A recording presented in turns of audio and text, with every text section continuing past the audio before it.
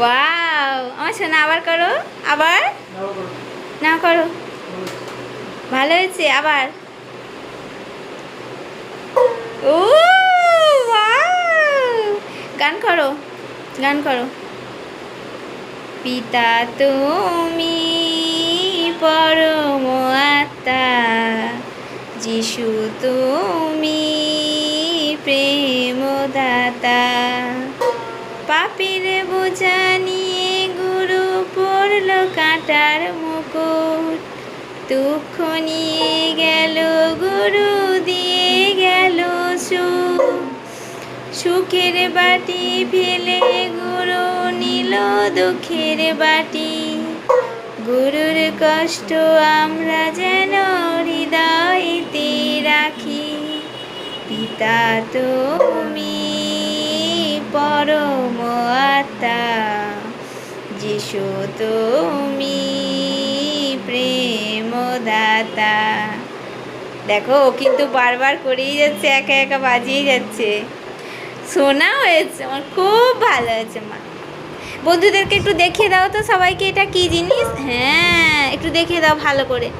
আমি বাজাতে পারছি, দেখো তোমরা। করো।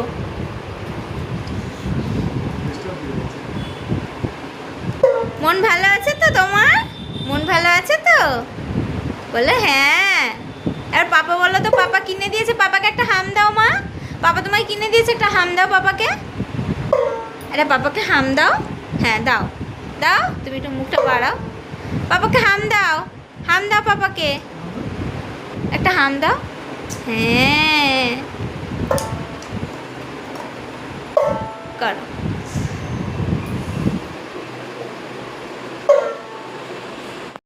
ওই খেলনাটা পেয়ে কৌশিনা কত খুশি, তাই না? দেখলে তো তোমরা সবাই।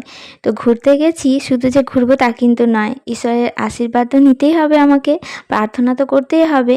তো আমরা তিনজনেই কিন্তু চলে এসেছিলাম, ওরা তখনও আসেনি। ওই মার্কেটে ঘোরাঘুরি করছিল, আর এসে প্রার্থনা করলাম, তারপর বসে একটু বাইবেল পড়লাম, বচন পড়লাম। মেয়ে দেখো কত সুন্দর হয়ে সোনা হয়ে বসে থাকে।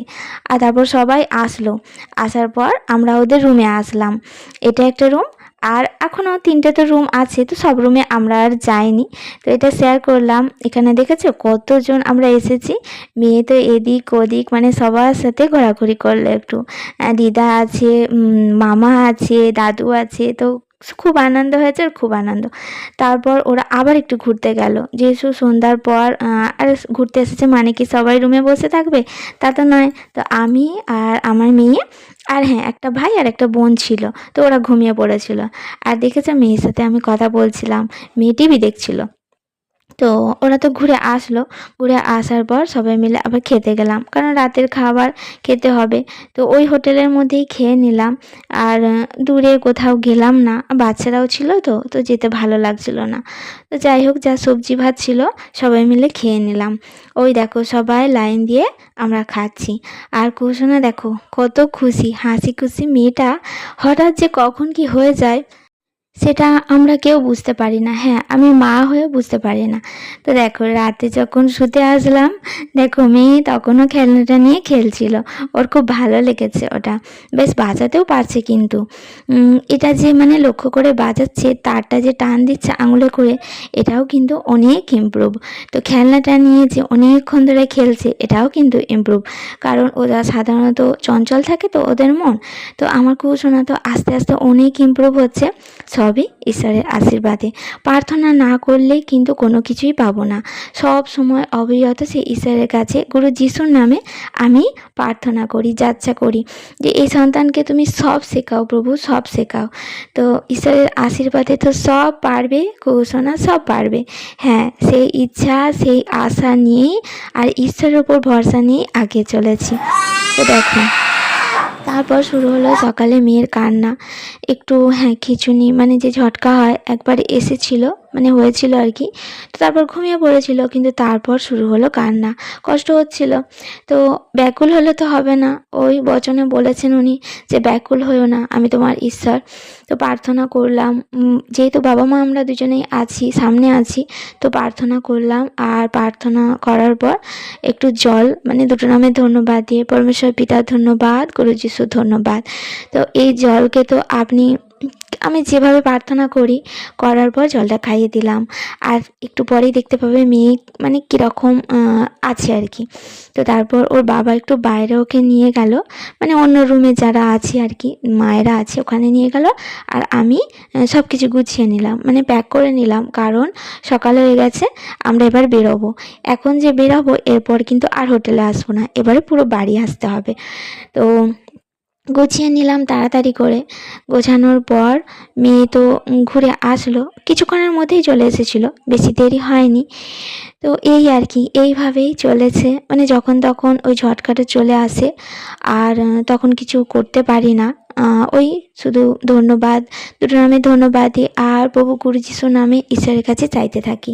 আর সত্যি বলছি, আগে যে কষ্টটা হতো, এখন কিন্তু অনেক অনেক অনেক আমরা সুন্দর আছি, ভালো আছি। আর আমার মনও আর কিন্তু একটা শরীরে যে ভয় ছিল, কি হবে না হবে, এরপর আমি কি করব। তো দেখো, ওই দেখো, বলছিলাম যা মানে ভয় নেই, এই হচ্ছে মানে ভয় না থাকার, এটা তোমাদেরকে প্রমাণ দেখাচ্ছি। যে দেখো, কিছুক্ষণের মধ্যেই কিন্তু মেয়ে একদম শান্ত ধীর, আর হাই উঠছে, মানে একটু ঘুমিয়ে পড়বে। হ্যাঁ, ঘুমিয়ে তো মানে পড়বেই, ঘুমিয়ে পড়লেই ভালো, একটু ঘুমিয়ে নিলে শরীরটা আবার চাঙ্গাই হয়ে উঠবে। তারপর দেখো, সবাই কিন্তু নিচে চলে এসেছে, আমরা লাস্ট, কারণ ওই আমাদের সুবিধা মতো সব কিছু করতে হবে। তো যাই হোক, সবাই তো এসে বসলাম, আর দেখো ওটা মাসির কোলে শুয়ে আছে কুসুনা। সবাই তো মানে খুব ভালোবাসে, একদম আদরের কুসুনা।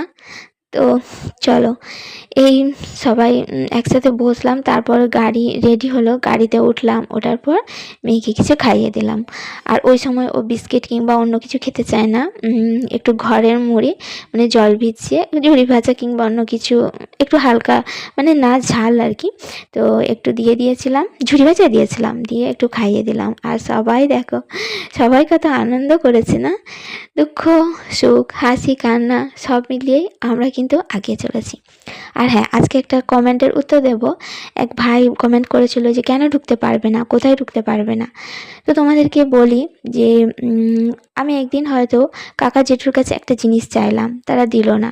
তারপর সেই জিনিসটাই আমার বাবার কাছে চাইলাম, তো বাবা এক কথায় আমাকে দিয়ে দিল। তো যে আমাকে দিল, তার কাছে তো আমি যখন দ্বিতীয়বার আমার কিছু প্রয়োজন হবে, আমি তো তার কাছেই যাব, বলো, তো আমার বাবার কাছেই তো যাব। তো সেটাই হলো আর কি। তো এখানে বুঝতেই পারছো, মানে পুজো দেওয়ার একটা ব্যাপার ছিল। আমি যেহেতু প্রভু গুরু যিশুর আরাধনা করি, উপাসনা করি, তো প্রভু গুরু যিশুর কাছেই আমি আমার সব সমস্যার কথা জানাবো, আর ওনার কাছেই যাত্রা করব, আর উনিই আমাকে দিচ্ছেন, হাত দেবে না। তো সেই জন্যই আমরা আর ভেতরে ঢুকলাম না, কারণ কাকা জেঠুর কাছে আমার তো যাওয়ার দরকার নেই, আমি পিতাকে পেয়ে গেছি।